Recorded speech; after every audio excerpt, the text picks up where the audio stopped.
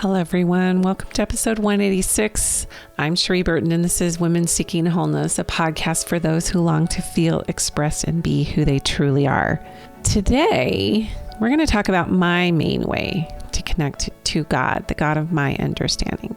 We're going to talk about my favorite tool or method or mechanism or medium to really find my heaven, my place in the cosmos that supersedes thought and language, and that is music. And I know I'm not alone in this.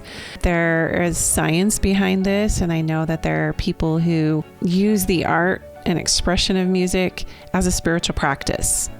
And even just to have fun and be human and connect to your body. And anyway, it's endless. But I wanted to interview Mark Romero. He's an internationally recognized transformational sound healing expert and thought healer.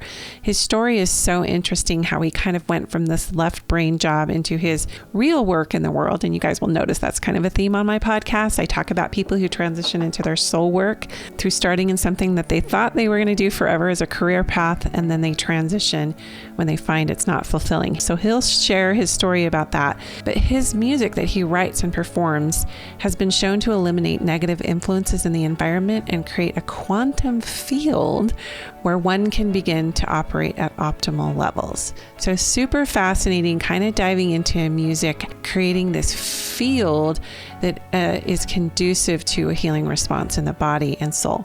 So I hope you enjoy this episode, and remember to follow us on Women Seeking Wholeness Facebook group. Ask to join our private Facebook group, as well as find us on Instagram, Sheree.Burton. Mark, welcome to Women Seeking Wholeness.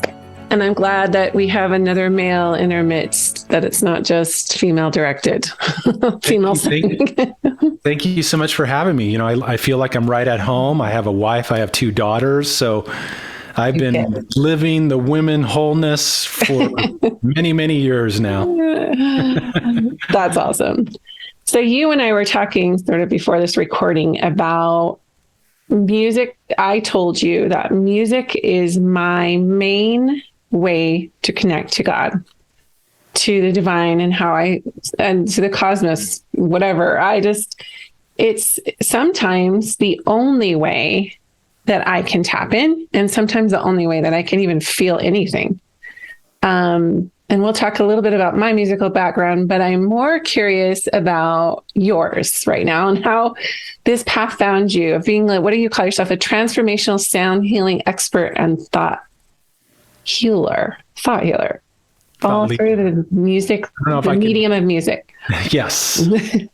So, you know, I would love to say it was my masterful, great idea at a young age that I wanted to do transformational work through music, but that wasn't really the case. I think I started off where all of us kids go. I was inspired by rock and roll, went to go see one of my favorite bands in concert, proceeded to come home the next day. Dad, you got to give me the guitar, Dad, guitar, like water on rock. And eventually I got a guitar for my, I think it was my 18th birthday.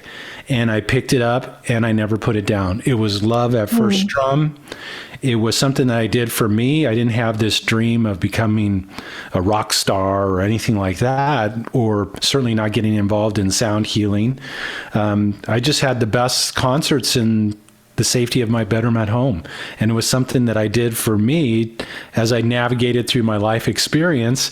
I played music. I had a roommate that played bass. We would jam for hours before work, after work. And it was just something that has consistently been with me since that time. And, I think probably one of the biggest surprises on my path and journey is that it ended up really becoming such a prevalent part in how I'm expressing myself today. Like I said, it wasn't part of my greater, so to speak, agenda. Right. Were you doing it more just for your own soul, or were you doing it more like, I'm going to perform and help others, or kind of where did you land with that? Definitely for my own soul. It was something that helped me to deal with stress levels. It was something that helped me to deal with the twists and turns, that we all go through in our human experience. And really, quite selfishly, it was for me. Like I said, I didn't come into this with the intention of going into the music business. I made my first album purely because I wanted to have the experience of going into the studio to make an album, not with selling CDs or anything. But that's how it all got started. And that CD ended up changing my whole life experience.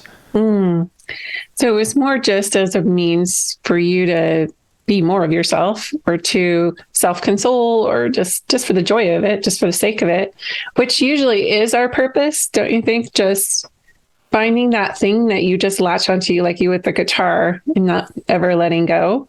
Did you ever have periods where you kind of went through a dry spell, or you felt like, oh, this isn't flowing for me, or you had to put it down for a little bit? Absolutely. And there was times where, I didn't practice and I didn't play and I didn't feel inspired to.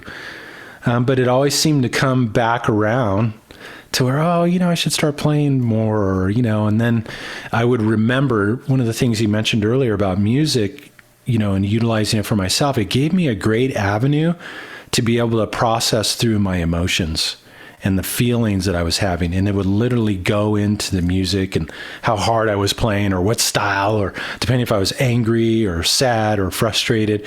It almost like gave me this ability to be able to move out and let go. I think what things that many of us have a tendency to hold on to. And I just think it really served me magnificently during my ascension up the corporate ladder, I'd like to call it. And through all the stress and everything that I was dealing with throughout that experience, it was really a catalyst in helping me to remain level-headed, to remain mindful. And I think it really had a tremendous impact upon my health and well-being. Yeah, that's interesting you bring that up, because I think a lot of people have something more right brain and creative as an outlet if they're in something really like high demand, or I guess you could even say like an over masculinized structural kind of, job, where they can just come home and be fed through more of that creative brain and that nurturing. I shared this with you, and I'll share this with the listeners, but as I'm listening to you talk about what it did for you as a person, and that you were doing it just to do it, my path with music, as I look back, was to achieve and perform. So I practiced so that I could make first chair clarinet. And the only reason I chose clarinet is because my sister Tanya had the clarinet in the house the year before and dropped out of band. So my mom and dad are like, we're not paying for another instrument, so it looks like you're playing clarinet if you want to be in the band. So I started in like sixth grade, and I just practiced and practiced, because I was in this achievement mindset of just getting first chair. And then in ninth grade, I auditioned for all-state band and made it, and that was like a big deal in my high school. So anyway, my senior year, my parents moved from a small town in Wyoming to a music magnet school, or to the Bay Area. The high school I went to my senior year was a music magnet school, which was amazing, in San Jose. And I ended up doing the same thing. Just, I got to make first chair. So we were the number one marching band in the state of California. I got first chair clarinet. My band teacher was like, I think you should study music in college. I was like, okay. So he wrote a letter of recommendation for me, and the college that I got accepted into did not accept me for a full ride music scholarship. So guess what I did? I stopped playing altogether at age 19, I think. I just didn't do it. And I've reflected on that a lot. Like, I enjoyed playing, but it wasn't my instrument and it wasn't my main thing. But I think that the reason I put it down is because I had a belief back then, and did for many years, that my talents needed to be recognized or shared, or that if I was going to be good at something, or if I was going to do something valuable, it had to be put out there. And I think had I done it the way you did with your guitar, and I just played for the sake of playing, it would have been a whole different experience for me. I don't know.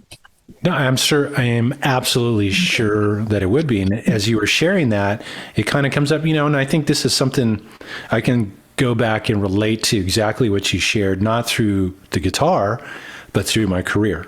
I had to be the top salesman. I had to be the employee of the year. I had to be the top performer within the company. And that's how I found my fulfillment. That's how I found my joy, or so I thought, until I realized, wait a second, I've done all this. I've gone from, entry level over 19 years to the CEO of a multi-million-dollar business I started in my garage. Wow. Why am I unhappy, discontent, and unfulfilled and unhealthy? And I couldn't help but feel that there was something more that wanted to be expressed into the world, not only for the sake of expressing it, but also for the sake of helping others. It's something that was always a passion of mine. But I think what you shared is really spot on with many of us, that we try to fill those voids or those places within ourselves with our levels of achievement. And then we kind of come to this point, well, you know what? That doesn't work really well. I can't fill that space. I have to fill it with something else. Yeah, exactly. And I remember getting a crystal mouthpiece for my clarinet for Christmas, and just like, I did everything, like the nicest wood signet, eventually went from plastic to the nicest wood. And I think that just like everyone, I wanted to be seen and heard and recognized. And I thought that was the way. And I'm glad the universe made me go a different direction and major in something else, which was psychology. But I told you also that I have a sister 2 years younger. Well, first of all, music was played in our home all the time. And we all learned piano when we were in like 4th or 5th grade. And my mom played, and it was just like beautiful, epic, just exquisite music streaming in my home a lot. So I was raised that way, which I'm really grateful for. And both my parents have a deep appreciation for music. But my sister 2 years younger was like the prodigy. She ended up being born with perfect pitch and played several musical instruments by ear. And she was also in the same marching band I was at the Music Man High School, and had the lead in all the school musicals. She had this beautiful golden alto voice. And she actually had a full ride music scholarship just from her vocal performance. And fast forward, she meets a guy and turns down the music scholarship to get married, and started having a lot of children, and kind of fell into this she is bipolar, and she fell into a pretty bad depression. She couldn't get out of. 5 children later, when her youngest child was 2 years old, she took her life. Most of my listeners know the story, but music, the thing that came to me after, I was like standing over her grave, literally saying, "I will be your voice," and just all of the heavy grief, and just also feeling a real sense of mission and purpose to get to the heart of what was going on there, is that I felt like her music died inside her. Her real music, not how amazingly talented she was, overtly, but just kind of, I guess, the song of her soul, and just not, again, going back to that, like not really being seen and heard for who she was. So I just want to insert that into, my whole journey with music. And I'm sure you meet people who are high creatives. You're probably obviously one of them. Trying to find that balance between creative tension, meeting the needs of your own soul, meeting the needs of your relationships. And you mentioned a high pressure job. Hers was different. I mean, she had a lot of other pressures with her mental illness, and then also just a lot of children and a lot of other responsibilities. So how do you sort of mitigate that creative tension? I think most of our listeners maybe aren't performers, like maybe they don't play an instrument, but they love music, and they want to be able to incorporate it to sort of help heal that creative tension that they might be feeling, trying to manage all the aspects of it. Does that make sense? Like my question, it's kind of a multifaceted, creative tension, whether you're a musician, a writer, whatever it is you want to offer to the world, and trying to counterbalance that with all of the roles and responsibilities we play. That is like, I think the biggest thing that challenges so many of us. And because we all have this creative spark that's within us, whether it be through music, art, expression, creative ideas, however that might come and express that stuff. And really what it kind of ties to is an authentic self. And when you made the comment about dying with the music still in you, it just reminds me of that. I think it's Oliver Wendell Holmes made that quote about you don't want to die with your music still in you. In other words, we all have a song that's within us. That song's our passion. It's our purpose. It's our calling. It's one of the big reasons why we came here to play the game of life. And if you don't express that, if you hold that back and don't shine that to one degree or another, then you're going to start feeling the discontent arise within you, the dissatisfaction, the feeling that, I'm missing something in life. There's nothing worse when I was in that period. Here I had done all these things and high levels of accomplishment and shiny car and home in Southern California and all the stuff we were, quote, supposed to do, right? And feeling like there's something I'm missing. There's something more to life. And what I realized was there's this aspect within me that had gotten tucked behind, that I wasn't expressing into the world, and a true, authentic self, which was partially about music. It was about doing healing work. It was about transformational work and helping people to heal, awaken, and manifest their heart's desires. Such a tremendous passion. And I found ways to integrate it into my work, but not enough to the level where I could feel that joy and that passion of being authentic. And so ultimately, I kind of left that whole experience. I walked away from it. My partners thought I was crazy, but really I did it to save my life because I was heading down the wrong pathway, stressed out, unhealthy, overweight. I mean, I was just heading towards some kind of like arrest or cardiac thing or whatever. Yeah. And I'm like going, I don't want to do this. This doesn't feed my... Yeah, like let me off the hamster wheel. Exactly. So I had to take that leap.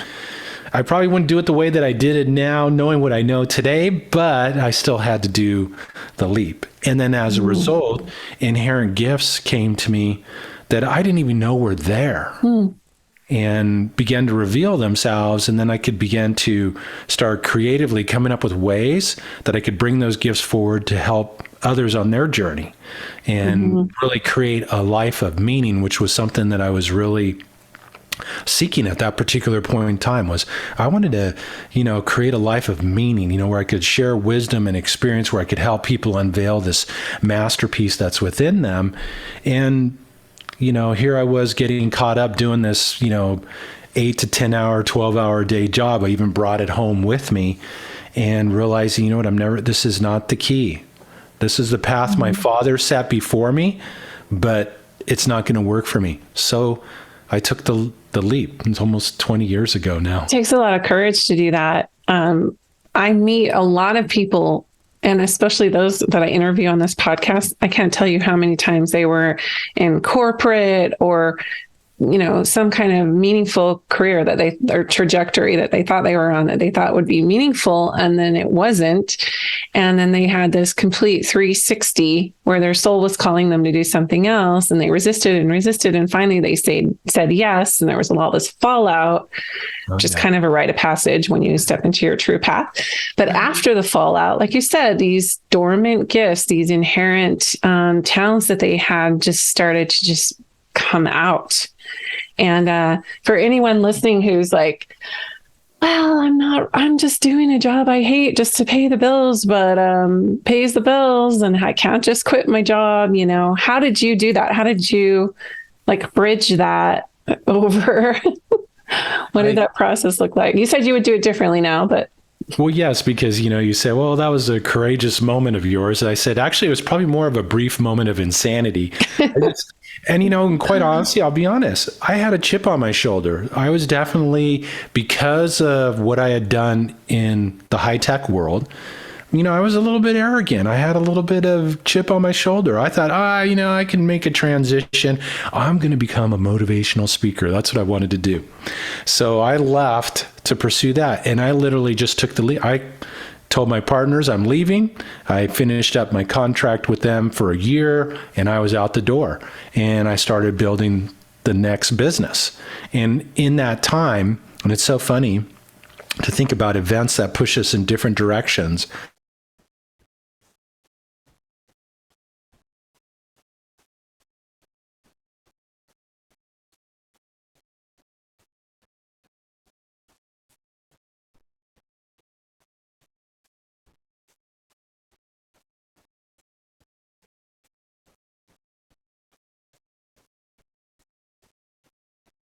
I was involved in a mastermind group. Oh, woman, man, she was extraordinary and has served me greatly over the course of my electronics career. Thank you. Oh. Sorry about that. It looks like we lost our connection, but we're still recording. Okay, let's see. Where was I? I was telling you about the experience. You're going to have to do a little editing, huh? Yeah, it's okay. My son, that's 25. He does the editing for me. Oh, that's awesome. That's son, awesome. Noah. So, as I was saying, I had this unique experience in this mastermind group I was involved in, and it had served me greatly over the course of my electronics career. Mm-hmm. And I had been in the program a year. I sent her a thank you card. And why just send a thank you card when you can send a thank you card with music? So I sent her a CD in there with 2 songs recorded live. And a couple months later, I'm up on stage being coached by her one-on-one in front of the stage, very intimidating. You want to have your act together type experience. I'm ready to talk profit and loss and sales strategies. First question out of her mouth is, Mark, what are you doing with your music? I said, nothing. And then she got upset at me on stage in front of 250 of my peers. Let me tell you something. There are people that can play, and then there are those that can play with their heart, passion, and soul. You have that ability. And furthermore, you're ripping off the world by not sharing it. I want you to come back with a CD the next meeting for sale, or don't come back at all. You can go sit down now. I didn't even get to rebuttal or anything. I just literally dragged my posterior back to my seat, terrified. Well, I'd invested a lot of money in this program. You bet I came back with my first draft of a CD and brought it back the next meeting and sold them. And that ended up becoming the album that ended up getting in the hands of the scientists from NASA that discovered the healing frequencies in my music, which launched me down this pathway I could have never had imagined, even on my best day. Being what it became from there. Yeah. What's the NASA thing all about? Well, it's funny because I get invited to this lecture on quantum physics and energy and health and vitality. And I'd never heard of quantum physics at this point in time. And I show up and they're talking about how we live in environments that are filled with all these energy disruptors that negatively impact our energy, putting us into a perpetual state of stress, impacting our moods, our emotions, impacting our memory, our focus, how it is that we function, negatively impacting our health and well-being. And they were looking for things that could eliminate the negative effects of those disruptors in the environment. And those disruptors are like cell phones, Wi-Fi, smart meters, 5G, 4G, 3G, 80,000 man-made chemicals in our air, food, and water that are negatively impacting how it is that we function and move through life.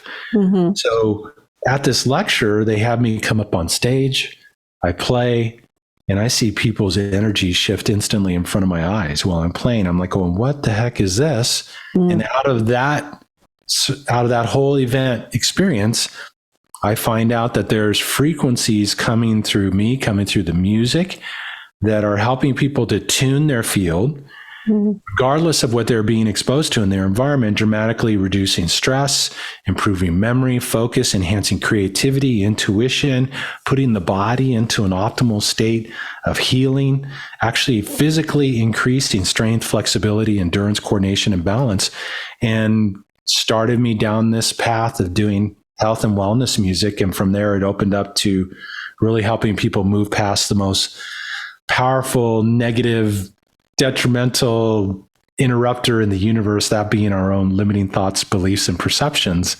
And I literally started composing music for my clients to help them to move past old blocks, reoccurring negative patterns, breakdowns in health and relationship and state of mind and prosperity or in their careers, and started using music as a tool to help people to really focus in 3 areas: healing, awakening to their magnificence, to be more empowered, and then ultimately utilizing that power and that ability to manifest, to create, to compose the life of their dreams. That's awesome. I believe that this frequency, again, and this sound frequency isn't just coming in through our ears. And that vibration and frequency isn't just coming in through here. It's almost like we're porous energy beings, and we are absorbing it. So you can feel music in various parts of your body. Even people who are deaf also can experience that vibration and those frequencies. What for the lay person who maybe just doesn't have like the technical background, or even it sounds like a lot of this has been very intuitive for you, which is really cool. And as far as it streaming through you and you being, you're a composer, right? Or are you composing these things? Okay. So metaphorically speaking, we're all kind of composing our own art form in our own life. But when we're talking about the medium of music, and somebody wants to change their frequency, have a state change, if you will, and kind of shift out of, like you said, those powerful negative states, what, other than just the obvious of like putting your headphones in and streaming something super that like lifts your mood, like super beautiful or epic for you, what are some interesting ways maybe to work with sound therapy, music therapy in ways that can actually have a more of a lasting impact? Well, I think the first thing really when we deal with these states, let's say you're feeling depressed, let's say you're feeling sad or angry, just to throw some examples on the table, the most powerful step that we can take is to set the intention to move through it. And that's important, because those states of being are really energy frequencies. It's like, imagine that good old AM FM radio, where you had 88.5 on this end and 108.5 on this end, and all these stations in between. Well, down here, sadness, anger, frustration. Up here's bliss and ecstasy and happiness and joy. They're just frequencies of energy. And the big realization we all need to make is that we have the ability to move and command energy, our own personal energy and the energy around us. But by being able to move through our own energy, we're able to change our state of being. We're able to put ourselves into a state that's more in alignment with being empowered or creative or whatever it is that we're seeking. And so the first step is to set the intention and to step into that power. The second step is to let go of judgment, which can be so helpful, because typically, how do we judge sadness, anger, and frustration when it shows up within us? Those are bad. Those are wrong. Yeah. How this step is so important. Because don't you feel like we're just always kind of swimming in our subconscious negative energy, just unawares, and then all of a sudden it rises to our subconscious or our conscious, and we're like, self-judgment, which exacerbates that frequency that's already there that was impacting us negatively. Then we just like threw fuel on the fire, so to speak, by judging it. Absolutely. If you ever want to stop the flow of energy, you throw a resistor on a circuit board. You create a resistance of the flow of energy, and judgment creates resistance. And it's just interesting what you're saying, even using the word negative and positive energy. We have a belief structure that negative energy is bad. No, it's not. If you look at a battery, it has a positive and negative terminal. That battery won't shine the light without both of those terminals. The same principle applies to you and me. We can't shine our light if we don't honor both aspects of who and what we are. The challenge is to become conscious of it. The challenge is then to learn how to move through the cycles of our own personal energy. And by there, we can consistently kind of make our energy or our lives look like a positive stock chart, always going through its peaks and valleys, but moving in the upward direction. When we stop the flow of those lower flows, we get stuck in anxiety, we get stuck in depression, we get stuck in those lower areas. We want to be able to move through that energy and let it go. So it's like, oh, wow, I'm feeling sad today. Well, feel sad. Don't go on your... Don't mask it or do this. Don't binge watch Netflix or... Don't stay in that state.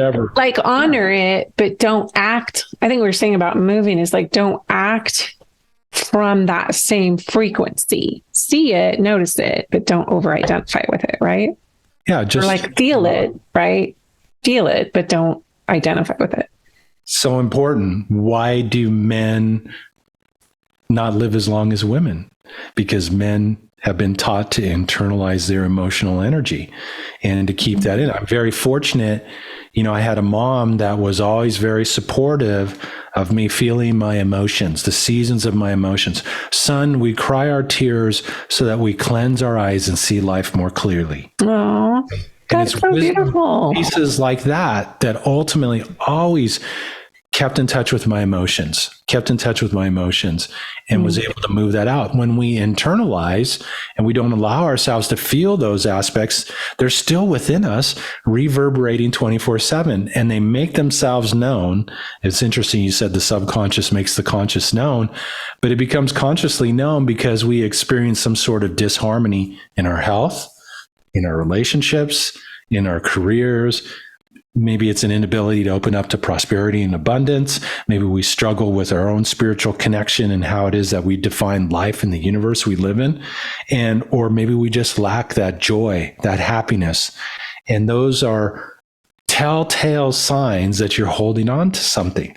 And it's about becoming aware. And what I've noticed is this state that the music creates kind of opens us up so that the individual can kind of easily kind of reach in and begin to let go, breathe out what's no longer serving them, those emotions, those feelings, those old beliefs, and also plant the seeds for how they want to be happy, joyful, self-love, passion, or not passion, certainly can be compassion, peace, all these states of being that we can't buy at any store. They can only be created from within ourselves.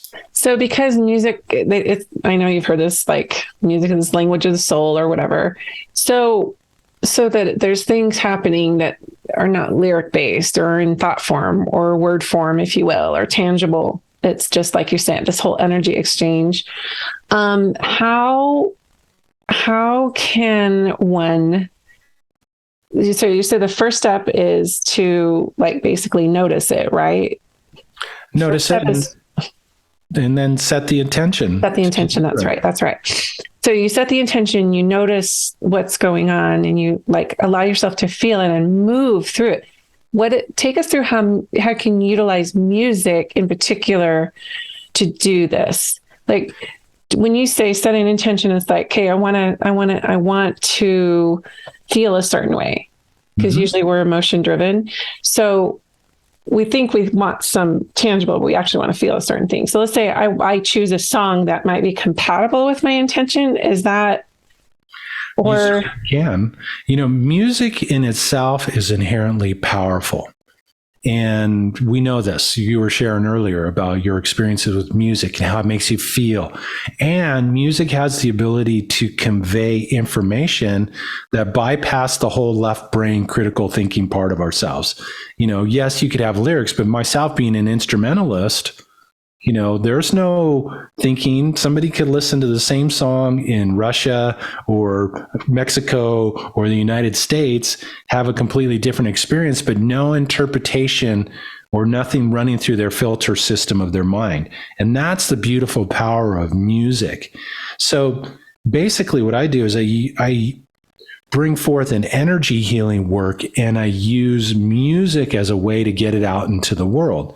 And one day when I first started my journey, a friend of mine sent me this note and a link to a sound healing event in Santa Fe, New Mexico. So I go and watch the video, and there's all these like boring scientist guys talking about reverberation and stuff. I'm like, oh my gosh, there's no way I'm going to sit through 2 days of this.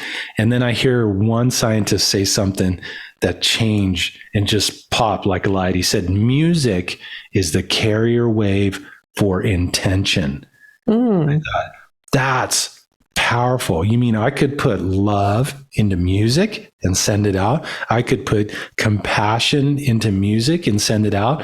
I could put forgiveness into music and send it out and have it have an impact on people's lives.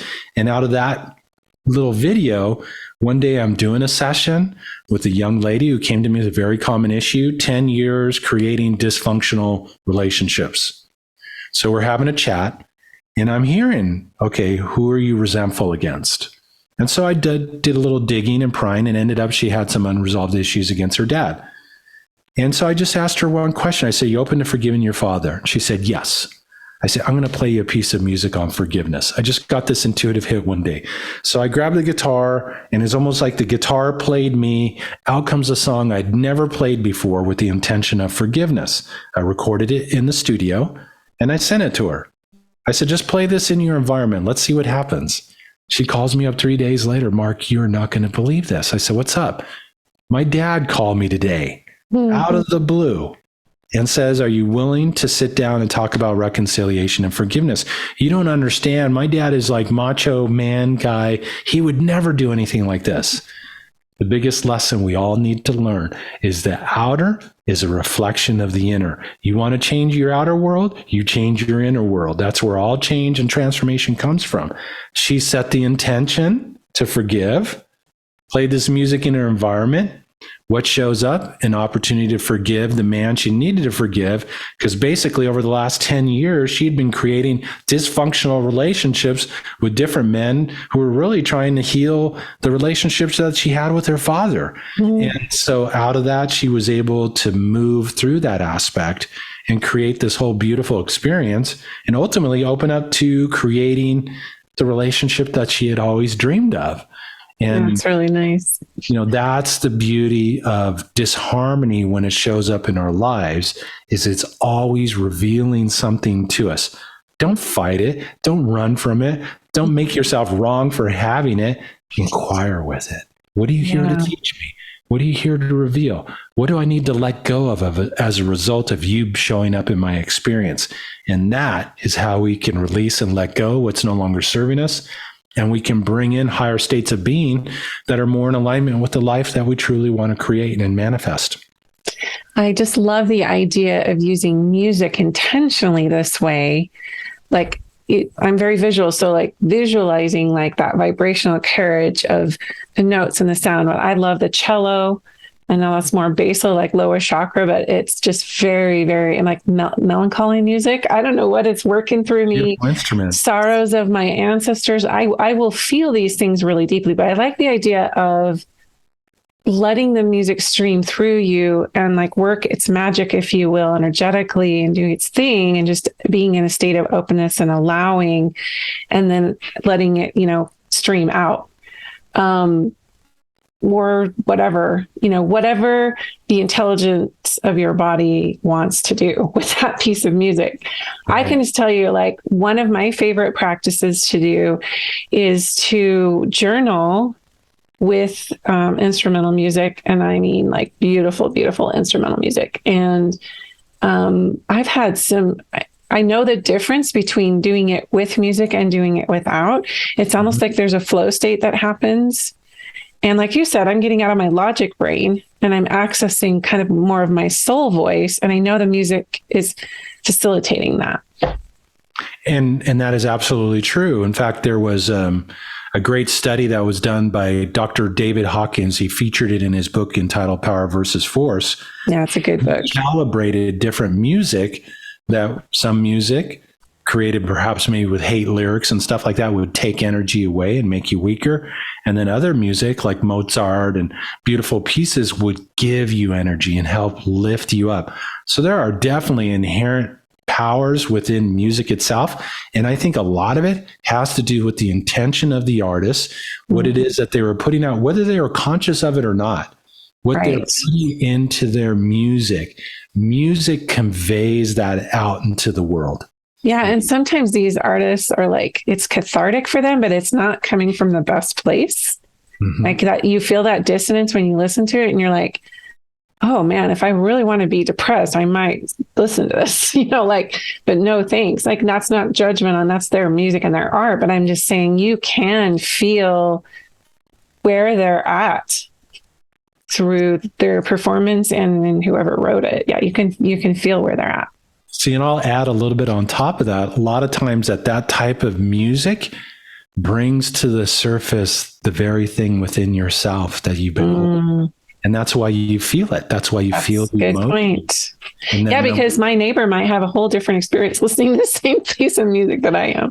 Exactly. And so you leverage that. It's just the same thing with experiences in life. Look at what we've all gone through, with the whole COVID experience. Look, it brought so much to the surface. And so many of us, well, maybe it brought to the surface the very thing that we needed to let go of in order to enhance our life, enhance the quality of our experience. Yes, it was hard. It was hard for all of us to one degree or another to go through that experience.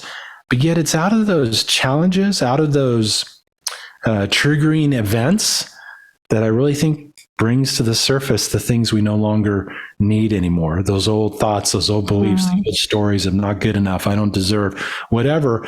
They're not the truth of who and what we are. And we want to bring them to the surface. And certainly music has the capability. I have a musical, I call them musical mantras. These are the pieces that are created with intention, called release and dissipate. Release. It's like, and it brings to the surface what needs to be released, but it's kind of like exhaling. How long would we be able to go through life not breathing out? Not very long. You want to exhale, you want to breathe out what's no longer serving you. And this piece helps you to release any lower density energy, emotion that you're holding in that's tied to limiting thoughts, beliefs, and perceptions that we picked up from our past traumas, past experiences on our journey through life. We want to free ourselves from that lower density energy. And at the same point, we also want to remember to receive in and breathe in. And that's why I have musical mantras like self-love, peace, compassion, these qualities of the heart that just have the ability to light people up. And when you light yourself up, it just, enables you and empowers you to be able to go through the day in unique and beautiful ways that can impact your family, your communities, your workspace, however it is that you express yourself. That's absolutely glorious. So where can people find you? Where can they find your music and your offerings? And I love this idea of music with mantras. I love it. The best place is always go to the website. That's markromeromusic.com, Mark with a K, Romero music.com. And then you can find me on YouTube and Facebook and Instagram at Mark Romero Music. And I put out little pieces, little musical notes, musical meditations, words of wisdom, just to support people in restoring harmony. You mentioned something earlier about don't die with your music still in you. We all come here with a piece of music. That music's our passion. It's our calling. It's our authentic self. It's what we came here to reflect into the world. Well, in order to be able to do that, like the guitar, our strings have to be in tune. Otherwise, it doesn't matter how well you play life, the game of guitar, or the game of life, the guitar itself, you'll never reach your full potential if you don't restore harmony. So at Mark Romero Music on social media, and then markromeromusic.com. Love it. Well, thanks so much for your insight. It's making me almost want to pick up my clarinet again. Although if I was going to choose a medium of music, it would be piano. That would fill me more. But yeah, this was so inspiring. So thanks so much for your time today. My pleasure. Thank you so much for having me. I love the idea of us being able to move and command energy, our own personal energy, the energy around us. And I can't think of a more beautiful, sensory rich, multi-sensory really way to be able to do that other than the power of music. Mostly because if you're listening to it with an open mind and heart, you literally have something move through you, that frequency moving through you that allows you to just come into a space that overrides thought, bypasses logic. I don't know, it's very immersive for me. Hope you really love this episode. And again, stay tuned for some exciting announcements as we start to rebrand this podcast into a name that's more in alignment with the direction we're going, with a little bit more of an empowerment stance. And I hope that you continue to follow us. Love your comments on iTunes. Love that you're sharing with your friends. Thank you so much for listening. And we'll talk to you next time on Women Seeking Wholeness.